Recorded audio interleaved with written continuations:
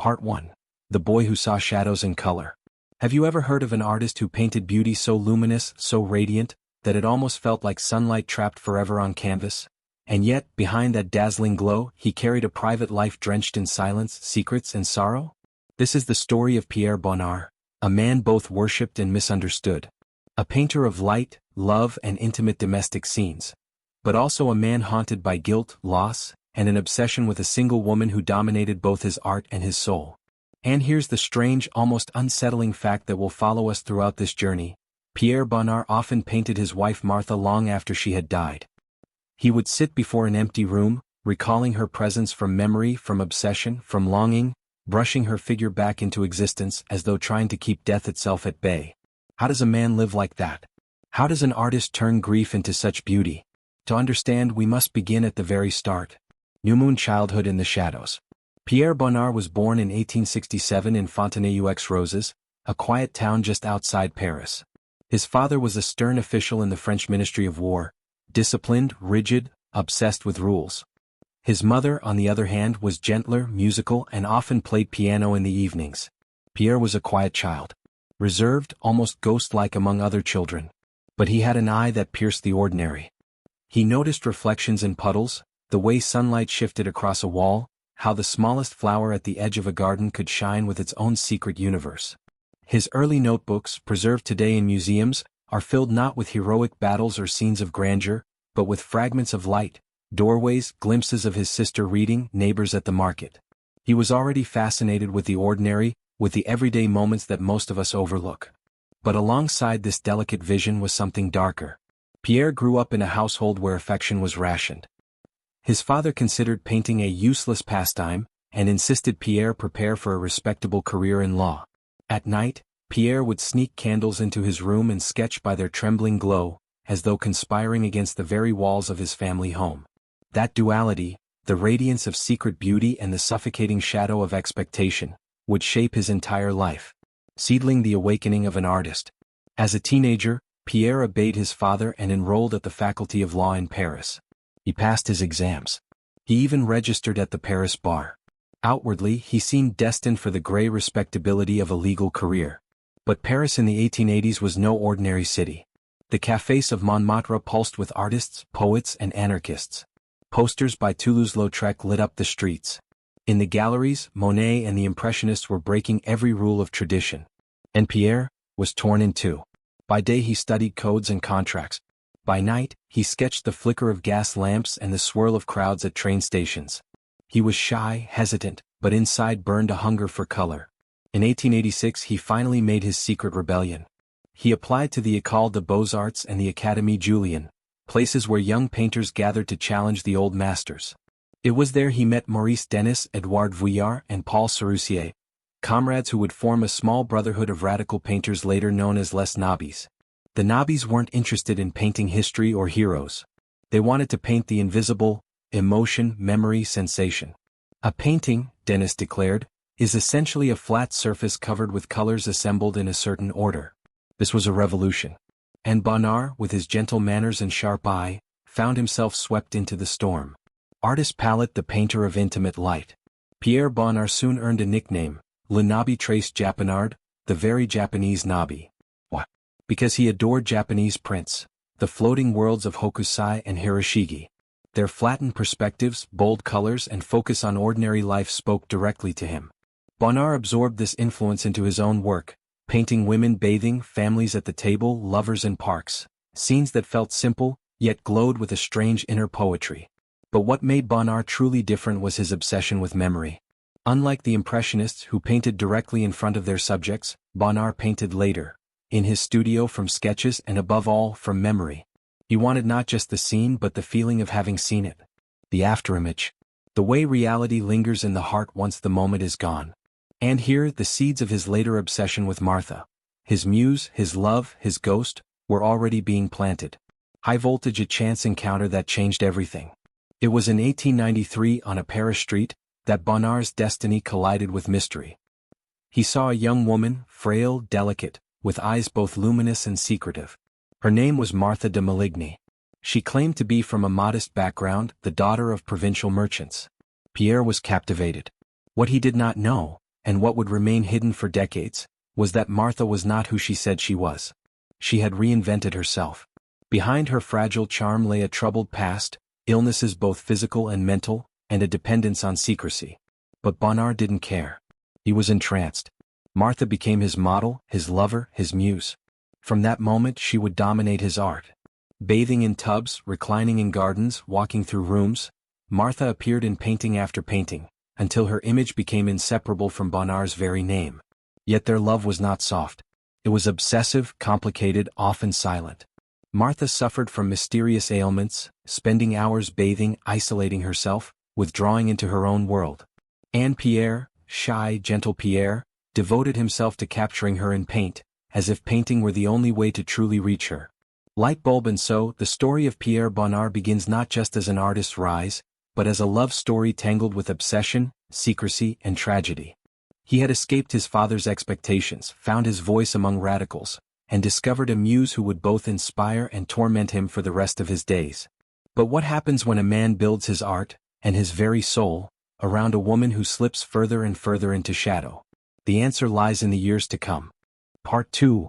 The Rise of the Intimate Visionary. Glowing star breaking through the shadows. By the mid-1890s, Pierre Bonnard had found his artistic family. Together with Vuillard, Denis, and Serussier, he exhibited as part of the Nobbies, shocking audiences with their bold colors and strange compositions. Critics called their work childlike, unfinished, even blasphemous to the traditions of French painting. But others felt something new, a pulse of modern life captured in brushstrokes. Bonnard, however, stood apart.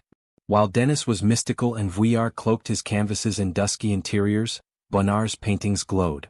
He was called the painter of happiness, a man who revealed the quiet poetry of daily existence. A woman pouring milk, children at play, the flash of sunlight across a breakfast table. Yet behind that apparent joy lay compulsion. Pierre was not documenting life. He was rewriting it, repainting scenes again and again, long after the moment had passed, until they shimmered with an almost dreamlike perfection. And at the center of these dreams was Martha. Always Martha. Broken heart, a love both tender and troubled. At first their romance seemed tender. Bonnard followed Martha everywhere, to her doctor's appointments, to the pharmacy, to the parks where she sought moments of rest. She was fragile, secretive, withdrawn, but in her Pierre found a mystery that fascinated him. Martha bathed constantly, sometimes several times a day. Doctors prescribed water as a treatment for her ailments, but soon these rituals became an obsession. She would disappear into the tub for hours, letting the water grow cold around her, staring at the ceiling, lost in her own world. For most men this might have been unbearable. For Bonnard, it became a source of endless inspiration. His canvases filled with Martha bathing, Martha wrapped in towels, Martha in quiet, almost sacred isolation. But love, when tied to obsession, can grow heavy. Bonnard's friends worried. They said Martha was consuming him, that he was giving his life over to a ghost of a woman who seemed only half present in reality. Still Pierre clung to her. Perhaps he feared losing her. Perhaps he feared losing the vision she represented. Paintbrush, the glow of success. By 1900, Bonnard was no longer a struggling young radical. He was exhibiting across Paris, selling works, earning commissions for posters and decorative panels. He mingled with poets, actors, and musicians. Yet unlike many of his contemporaries, Bonnard avoided the flamboyant life of Montmartre's cabarets and scandals. He preferred quiet, domestic spaces, kitchens, gardens, living rooms where sunlight lingered across patterned wallpaper. Critics admired his restraint, his refusal to chase fame too openly. They called him a painter of the intimate, someone who elevated the ordinary into something eternal. But behind closed doors, Bonnard's life was anything but serene. New moon secrets and shadows. Martha's mysterious illness deepened. She grew more isolated, refusing visits, avoiding friends, even as Bonnard's circle expanded. She demanded privacy, secrecy, and complete devotion. Even her name was not truly hers. For decades, Bonnard did not know that Martha de Maligny was an invented identity. Her real name was Maria Boursin, the daughter of a humble clerk. She had concealed her background, her health, her fragility, weaving herself into a persona that Bonnard accepted without question. This secrecy created a strange atmosphere in their home.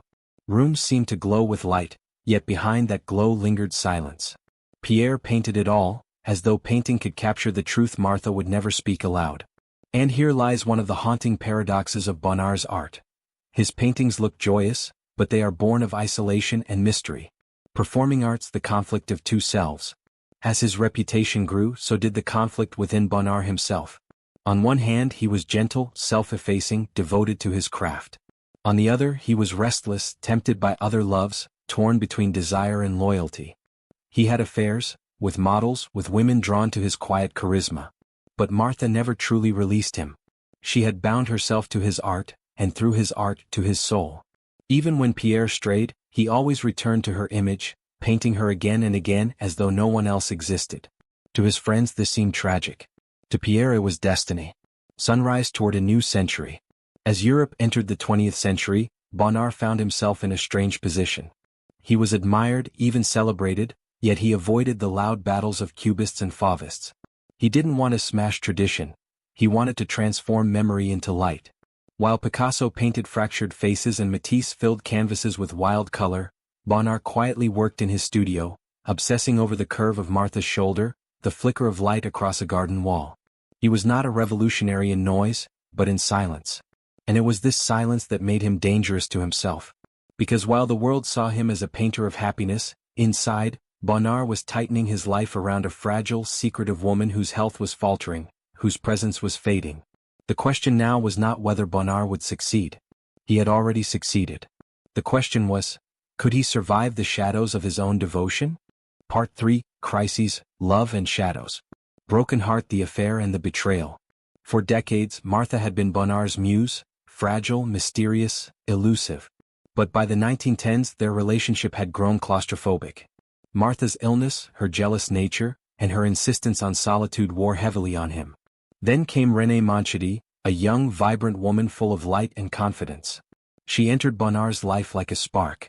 Renée represented everything Marthe was not: social, radiant, alive.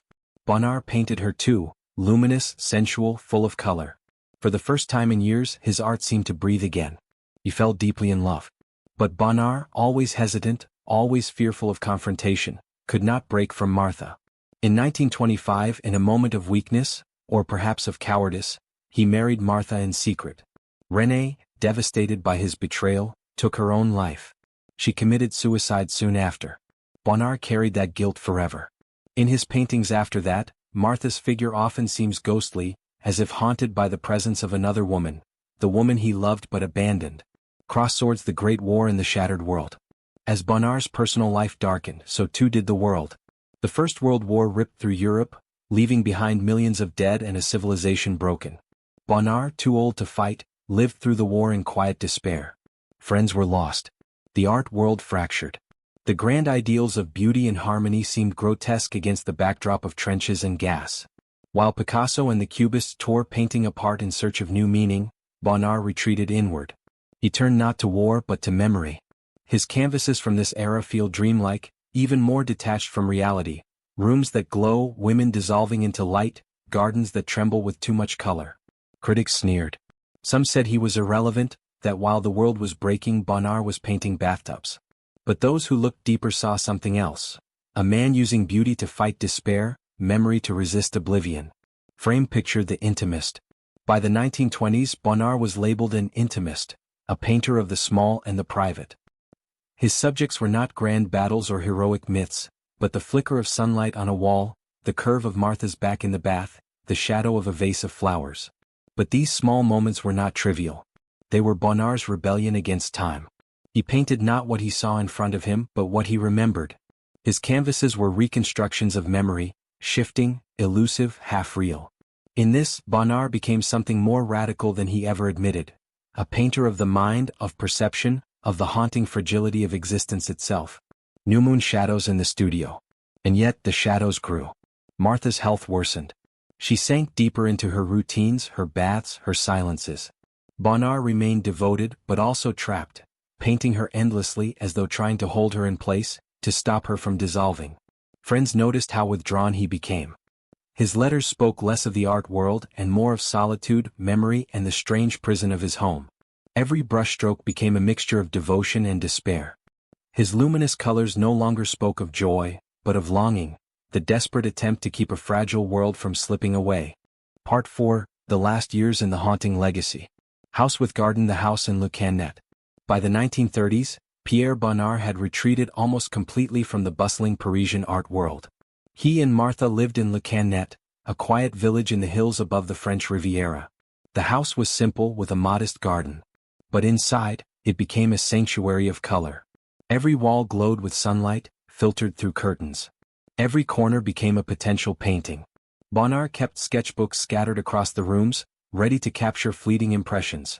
Marthe stepping into the bath, a vase of flowers catching the afternoon light, the curve of a hill in the distance. And yet, for all its beauty, the house felt like a tomb.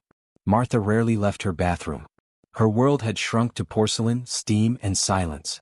Bonnard, endlessly devoted, painted her again and again. But these were not portraits of health or joy. They were portraits of a woman vanishing and a man refusing to let her go. Droplet Marthe's death. In 1942, after more than 50 years together, Marthe de Maligny died. For Bonnard, it was both liberation and devastation. Liberation because her illnesses, her jealousies, her imprisoning presence no longer bound him. Devastation because despite everything she had been his muse, his obsession, his universe. Without her, the house felt unbearably silent. He painted her even after her death, not from life but from memory. Ghostly, radiant, elusive. As though Marthe was still there, dissolving into the steam of a bath, into the sunlight of a window pane. Her absence became his subject. Every painting thereafter was an act of mourning. Crosswords, a world on fire again. While Bonnard grieved, the world once more collapsed into war. The Second World War raged across Europe. France fell. The Nazis occupied Paris. Artists fled, were silenced, or worse. Bonnard remained in Le Cannet, isolated, painting quietly while the world burned. His art did not directly confront the war, but it carried its shadows. Even in his luminous canvases of gardens and fruit, there was a tension, a fragility, as though the world he painted might vanish at any moment. Critics accused him again of irrelevance. But others saw his persistence as an act of defiance. To paint beauty in the face of horror, to insist that color, intimacy, and memory mattered, even when the world was collapsing. Artist palette, the final masterpieces. In his last years, Bonnard's work reached a strange and haunting beauty. The colors grew more radiant, almost supernatural. Figures blurred into light as though dissolving into memory. One of his last great works, The Almond Tree in Blossom, 1946, is often seen as his farewell. Painted when he was in his late 70s, it explodes with color, fragile blossoms against a brilliant sky. It feels less like a painting of the present and more like a vision, a glimpse of eternity through the eyes of a dying man. Candle, the end of the quiet painter. On January 23, 1947, Pierre Bonnard died in his home in Le Cannet. He was 79 years old. He died quietly as he had lived. No grand scandals, no dramatic declarations. Just silence, light, and memory. When news of his death spread, Picasso famously dismissed him, saying, "He is not a modern painter. But history has been kinder." Today, Bonnard is remembered not as a revolutionary like Picasso or Matisse, but as something different. A poet of memory, of intimacy, of fragile light. Crescent Moon, the haunting legacy. Bonnard's art continues to unsettle. At first glance, his paintings are domestic, even decorative. Kitchens, bathtubs, gardens. But look closer and you see something darker. Figures dissolve. Rooms feel claustrophobic. His colors shimmer with longing, as though the world he painted existed only in memory. Some call him the painter of joy. Others, the painter of melancholy. Perhaps he was both. What cannot be denied is this. Pierre Bonnard devoted his life to capturing moments before they disappeared. To fight against time itself, armed only with brushes, colors, and the stubborn refusal to let go. And even now, decades after his death, when we stand before his paintings, we too feel that fleeting vibration, that trembling echo of life slipping away. Performing art's closing words. Pierre Bonnard's life was not a grand drama of public fame, but a quiet, relentless struggle between love and loss, presence and absence, memory and reality. He was a man haunted by a fragile muse, by a lost lover, by the violence of a world he refused to fully face. And yet, in the silence of his canvases, he gave us something enduring. The proof that even the most fragile moments, a woman stepping into a bath, a blossom trembling in the sun, can outlast time itself.